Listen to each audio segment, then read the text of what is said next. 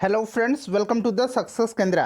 Friends, इस video में हम लोग रिसेंटली बीपीएससी के द्वारा जो एग्ज़ाम लिया गया था बीपीएससी हेडमास्टर का 31 मई 2022 को, फ्रेंड्स उसमें जितने भी प्रश्न पूछे गए थे उनको हम लोग सब्जेक्ट वाइज कवर कर रहे थे।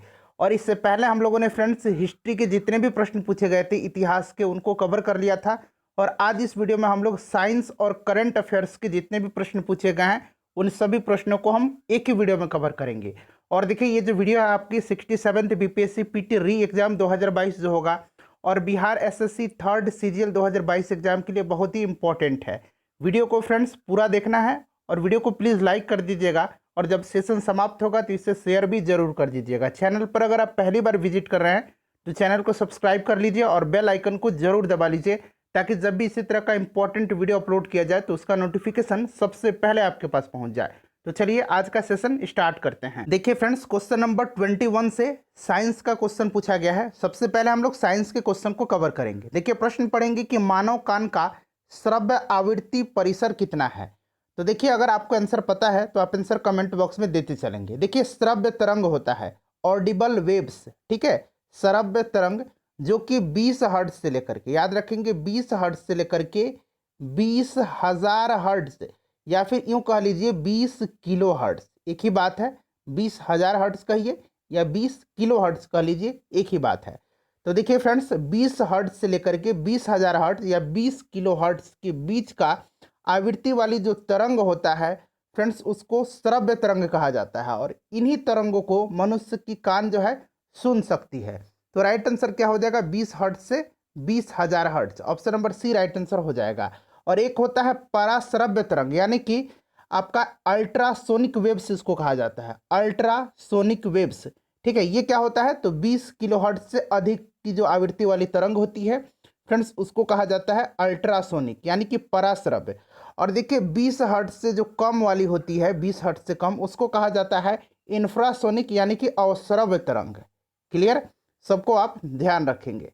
चलिए उसके बाद आगे बढ़ेंगे कि ब्लैक बोर्ड काला लगता है क्योंकि यह, तो देखिए जो ब्लैक बोर्ड होता है ना, यह सभी रंग के प्रकाश को अवशोषित कर लेता है, किसी भी रंग को परावर्तित नहीं करता है। ऑप्शन नंबर इसका ए राइट आंसर हो जाएगा, किसी भी रंग को परावर्तित नहीं करता है, इसीलिए यह काला दिखाई देता है। हिस्ट्री का मैंने आपको कवर करवा दिया था फ्रेंड्स, हिस्ट्री वाला वीडियो नहीं देखा आपने तो देख लीजिएगा, लिंक डिस्क्रिप्शन बॉक्स में मिल जाएगा। साथ ही बिहार एसएससी जो थर्ड सीजीएल की वैकेंसी आई है उसके लिए ऑलरेडी हम लोगों ने प्रैक्टिस सेट स्टार्ट कर दिया है, 2 प्रैक्टिस सेट कवर कर लिया है, उसका भी लिंक आपको डिस्क्रिप्शन बॉक्स में मिल जाएगा।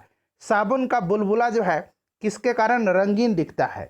साबुन का जो बुलबुला होता है यह इंटरफेरेंस ऑफ लाइट के कारण या किनकी प्रकाश के व्यतिकरण के कारण जो है यह रंगीन दिखाई पड़ता है। ऑप्शन नंबर इसका बी हो जाएगा करेक्ट आंसर।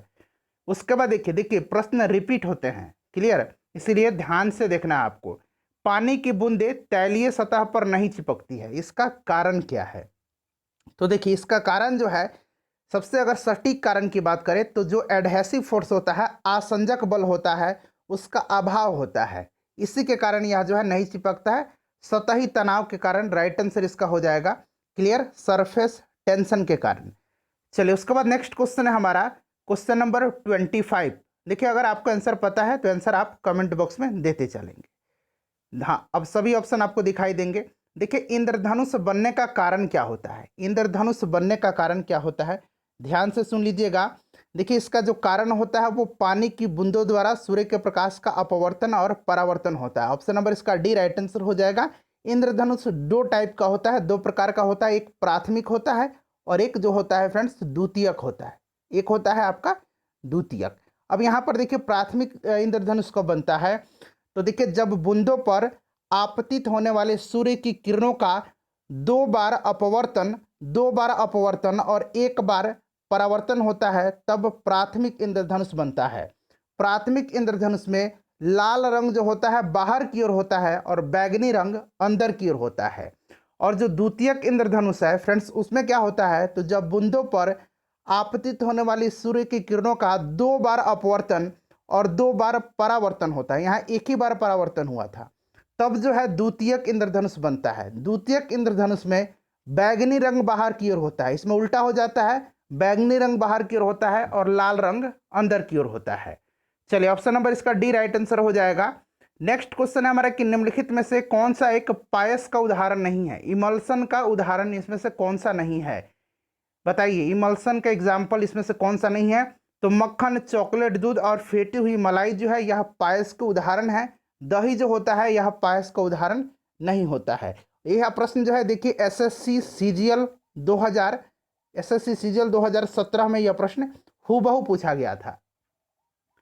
उसके बाद देखिए निम्नलिखित में से कौन सी सिरका की संरचना है। जो सिरका है फ्रेंड्स उसकी संरचना पूछा गया है कि इसमें से कौन सी है। तो देखिए सिरका जो है पानी में एसिटिक एसिड का 5 से 8% घोल। ऑप्शन नंबर इसका डी बिल्कुल करेक्ट आंसर हो जाएगा। जिन्होंने भी ऑप्शन नंबर डी लगाया है एग्जाम में बिल्कुल उनका सही आंसर है। चलिए उसके बाद नेक्स्ट क्वेश्चन देख लेंगे। अगला प्रश्न है कि निम्नलिखित में से कौन सा इसमें से गलत है, बताइएगा। सभी स्टेटमेंट को पहले आप पढ़ लीजिए, उसके बाद मैं आपको आंसर बता दूंगा। तो यहाँ पर आप देखेंगे कि मिश्र धातु जो होता है फ्रेंड्स, 2 या 2 से अधिक धातुओं का विषमांगी मिश्रण है। देखिए ये गलत दिया गया है, विषमांगी नहीं फ्रेंड्स, यह जो होता है समांगी मिश्रण होता है, यानी कि यह होमोजीनियस मिक्सर होता है, न कि हेटेरोजीनियस। तो ये गलत दिया गया है, तो गलत ही पूछा गया है। तो ऑप्शन नंबर बी इसका राइट आंसर हो जाएगा। अगला प्रश्न देखिएगा कि ब्लीचिंग पाउडर का रासायनिक नाम क्या है। ब्लीचिंग पाउडर का केमिकल नाम जो होता है वो आपका क्या होता है, कैल्शियम, बताइए, ऑक्सीक्लोराइड होता है। कैल्शियम ऑक्सीक्लोराइड राइट आंसर हो जाएगा। CaOCl2 जो होता है इसका फॉर्मूला होता है, ठीक है। CaOCl2 जो होता है इसका फॉर्मूला होता है। अगला प्रश्न है कि निम्नलिखित में से कौन सा रासायनिक परिवर्तन है। केमिकल जो चेंज है, रासायनिक परिवर्तन, उसका उदाहरण इसमें से पूछा गया है कि कौन सा है, बताइएगा। तो देखिए खाना का बनाना, ठीक है, भोजन पकाना जो है यह भी रासायनिक परिवर्तन का उदाहरण है। और भोजन का पचना भी जो होता है यह भी रासायनिक परिवर्तन का उदाहरण है। तो एक से अधिक इसका राइट आंसर हो जाएगा। पानी का जमना और पानी का गर्म किया जाना ये दोनों भौतिक परिवर्तन के उदाहरण हैं। रासायनिक परिवर्तन ए और बी हो जाएगा, यानी कि एक से अधिक इसका राइट आंसर हो जाएगा। उसके बाद देखिए गाजर का रंग जो होता है नारंगी होता है, क्योंकि तो गाजर में जो है कैरोटीन होता है, इसी के कारण जो है इसका रंग नारंगी होता है, इसमें कैरोटीन होता है। ऑप्शन नंबर इसका बी हो जाएगा राइट आंसर। उसके बाद देखिएगा नेक्स्ट क्वेश्चन है फ्रेंड्स कि प्रोटोप्लास्ट क्या है। तो देखिए प्रोटोप्लास्ट जो होता है यह आपका हो जाएगा कोशिका भित्ति रहित प्लाज्मा झिल्ली, लेकिन यहाँ पर कोशिका भित्ति दिया गया है, यहाँ भी देखिए कोशिका भित्ति दिया गया है। तो राइट आंसर इसका ऑप्शन नंबर डी हो जाएगा, ठीक है। प्लाज्मा झिल्ली और साइटोप्लाज्म, ऑप्शन नंबर डी इसका बिल्कुल राइट आंसर होगा, ऑप्शन नंबर डी। चलिए उसके बाद देखिएगा कि कौन सा हार्मोन मानव शरीर में रक्त, कैल्शियम और फॉस्फेट को नियंत्रित करता है। तो यह कौन सा फ्रेंड्स है, बताइएगा राइट आंसर। तो यह आपका हो जाएगा parathyroid hormone, option number D right answer हो जाएगा। पराबटू ग्रंथि जो है इसी से यह स्रावित होता है, पैराथायराइड हार्मोन। अगला प्रश्न है हमारा कि पति का ब्लड ग्रुप ए और पत्नी का ब्लड ग्रुप बी है। ये क्वेश्चन मैंने ऑलरेडी कराया हुआ है। इसका आंसर फ्रेंड्स आपको कमेंट में दे करके बताना है कि पति का ब्लड ग्रुप ए है और पत्नी का ब्लड ग्रुप बी है, तो उनके बच्चों का ब्लड ग्रुप जो होगा क्या होगा। देखिए फ्रेंड्स ब्लड ग्रुप की खोज किसने किया था, तो यह किया था कार्ल लैंड स्टीनर ने, ठीक है। रक्त समूह का खोज किया था कार्ल लैंड स्टीनर ने। चलिए इसका आंसर आप मुझे कमेंट करके पहले बताइए। कौन सा मेरुदंडीय प्राणी जो है केवल ऑक्सीजन युक्त रक्त प्राप्त करता है। मेरुदंडीय प्राणी अंग जो होता है कौन सा है जो केवल ऑक्सीजन युक्त यानी कि शुद्ध रक्त कह सकते हैं वह प्राप्त करता है। तो फ्रेंड्स यह स्प्लीन है। प्लीहा जो होता है यह शुद्ध रक्त जो है प्राप्त करता है, बिल्कुल करेक्ट आंसर है प्लीहा। उसके बाद चलिए आगे बढ़ेंगे।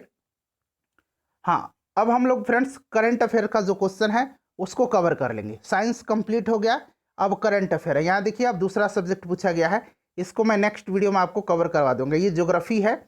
तो चलिए अब हम लोग साइंस का प्रश्न कवर हो गया, अब करंट अफेयर पर आते हैं जो कि 86 नंबर से है करंट अफेयर। देखिए 86 से अब करंट अफेयर है। पूछा गया है कि नवंबर 2020 के बिहार विधानसभा चुनाव में मतदाताओं की उपस्थिति का प्रतिशत लगभग किस प्रकार से रहा। तो अगर टोटल पूछा जाए तो टोटल 57% लगभग रहा था, ठीक है। लेकिन यहाँ पर देखिए पुरुष और महिला करके दिया गया है, तो पुरुषों का लगभग 55% था और महिलाओं का लगभग 60% था। लगभग में पूछा गया है, इसीलिए ऑप्शन नंबर ए इसका राइट आंसर हो जाएगा। उसके बाद देखिएगा कि बिहार की इथेनॉल उत्पादन संवर्धन नीति 2021 में किस राशि तक सब्सिडी का प्रावधान है। तो अधिकतम जो है यह 5 करोड़ तक है। 5 करोड़ इसका सही आंसर हो जाएगा। देखिए करंट अफेयर और साइंस बहुत ही इंपॉर्टेंट यह सेक्शन है आपके एग्जाम में, आपके सिलेक्शन के लिए। तो अगर आप करंट अफेयर बढ़िया से पढ़ लेते हैं, साइंस ठीक ठाक पढ़ लेते हैं, तो निश्चित रूप से आपका सिलेक्शन हो जाएगा। देखिए बिहार में दिसंबर 2020 में उद्घाटन हुए नए कोइलवर पुल की लंबाई लगभग कितनी है। अच्छा, इसका उद्घाटन किसने किया था? तो नितिन गडकरी जी ने किया था। ठीक है फ्रेंड्स, ध्यान रखेंगे, नितिन गडकरी जी ने किया था। और यह कोइलवर पुल जो है यह सोन नदी पर है, और इसका जो नया नाम होगा इसको वशिष्ठ नारायण सिंह पुल के नाम से जाना जाएगा। 1500 मीटर जो है इसकी जो है फ्रेंड्स लगभग में लंबाई है, लगभग में पूछा गया, इसीलिए ऑप्शन नंबर 20 का राइट आंसर हो जाएगा। उसके बाद चलिए नेक्स्ट क्वेश्चन कर लेंगे। अगला प्रश्न है कि UNEP United Nation Environmental Programme तथा बिहार सरकार के बीच फरवरी 2021 में हुए समझौता ज्ञापन में निम्नलिखित में से कौन सा शामिल है। तो देखिए यह जो समझौता हुआ था ये बिहार के पर्यावरण, वन और जलवायु परिवर्तन मंत्री नीरज सिंह की मौजूदगी में समझौता ज्ञापन पर हस्ताक्षर किया गया था। और साथ ही साथ बिहार के जो डिप्टी सीएम सह वित्त मंत्री तारकिशोर प्रसाद थे वो भी उस समय मौजूद थे। और देखिए कम कार्बन का विकास और जलवायु लचीलापन जो है ये इसका जो है फ्रेंड्स इसमें शामिल हैं। तो एक से अधिक जो होगा मेरे हिसाब से इसका राइट आंसर हो जाएगा। वैसे बहुत लोग इसका आंसर बताएंगे कम कार्बन विकास, लेकिन जलवायु लचीलापन भी है, तो एक से अधिक इसका राइट आंसर होना चाहिए था। आपकी क्या राय है आप कमेंट करके मुझे बताएंगे। उसके बाद देखिएगा कि 2020-21 में राष्ट्रीय औसत के प्रतिशत के रूप में बिहार का प्रति व्यक्ति आय मौजूदा कीमतों पर लगभग क्या थी। मौजूदा कीमतों पर जो थी लगभग वो 50,555 रुपया थी, 50,555 रुपया। राष्ट्रीय आय की बात करें तो ये आपका था 86,659 रुपया। क्लियर। और प्रतिशत चूंकि पूछा गया है तो जब आप इसका प्रतिशत निकालेंगे तो ये लगभग में 59% इसका राइट आंसर हो जाएगा। 58 पॉइंट लगभग 33% आएगा, जो कि 59% लगभग इसका राइट आंसर हो जाएगा। प्रश्न को पूरा एक बार पढ़ लीजिए, अब आपको क्लियर प्रश्न दिखाई दे रहा होगा। ऑप्शन नंबर डी इसका राइट आंसर हो जाएगा। उसके बाद देखिए पूछा गया था कि हाल ही में किन दो देशों ने अंतर्राष्ट्रीय चंद्र अनुसंधान केंद्र पर कार्य करने के लिए योजना बनाई है। तो यह देश कौन सा है? यह रसिया और चाइना है। ठीक है, तो चीन और रूस जो होगा इसका राइट आंसर हो जाएगा। उसके बाद देखिए पूछा गया था कि नवंबर 2020 में हुई G20 का जो समिट हुआ था, आभासी बैठक हुआ था, इसका मेजबानी किसके द्वारा किया गया था। तो यहाँ पर देखिए शहर का नाम पूछा गया है। तो देखिए ऑप्शन ई आपको पता है कि फ्रेंड्स ऑप्शन ई क्या होता है, तो इसको मैं ढक देता हूँ ताकि प्रश्न आपको स्पष्ट दिखाई दे। देखिए ये जो हुआ था यह सऊदी अरब जो है इसका अध्यक्षता किया था, इसकी मेजबानी किया था। शहर रियाद हो जाएगा, option number B right answer हो जाएगा। और यह इसका 15वां संस्करण था। अच्छा फ्रेंड्स 16वां संस्करण जो होगा ये 2021 में हुआ था। कहाँ पर? तो इटली में। उसके बाद 17वां कहाँ पर हुआ है? 17वां जो हुआ है 2022 में होगा इंडोनेशिया में। 2022 में 18वां जो होगा फ्रेंड्स यह आपका कहाँ पर होगा? तो यह होगा 2023 में इंडिया में, और 19वां जो होगा 2024 में ब्राज़ील में होगा। तो ये सब याद रखेंगे आप। ठीक है, चलिए आगे बढ़ते हैं, नेक्स्ट क्वेश्चन कर लेंगे। देखिए किस भारतीय फिल्म अभिनेता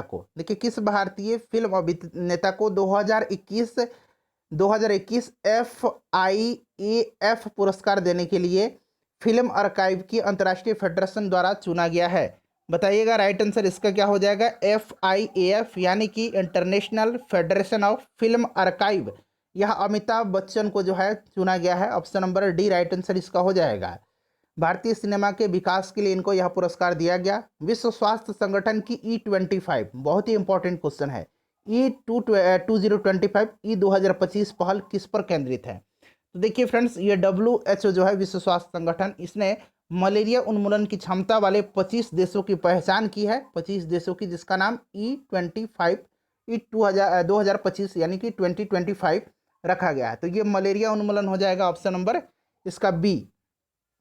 उसके बाद देखिएगा फ्रेंड्स प्लीज़ वीडियो को लाइक कर दीजिए, मैं आपसे रिक्वेस्ट करता हूँ डेली वीडियो को लाइक करें। और किसी भी ग्रुप में आप हैं, जहाँ भी हैं आप, Facebook group, Telegram group, WhatsApp group, किसी भी ग्रुप में इसको आप शेयर कर दीजिए। आप अपने इंस्टा पर भी शेयर कर सकते हैं। देखिए दिल्ली स्पोर्ट्स यूनिवर्सिटी के प्रथम कुलपति किसको नियुक्त किया गया है? बहुत ही इंपॉर्टेंट क्वेश्चन है अभी, कर्णम मल्लेश्वरी को। ठीक है, कर्णम मल्लेश्वरी इसका राइट आंसर हो जाएगा। चलिए उसके बाद अगला प्रश्न देखिए पूछा गया है कि वर्ष 2021 में कागज रहित बजट, पेपरलेस बजट पेश करने वाला पहला राज्य कौन सा है?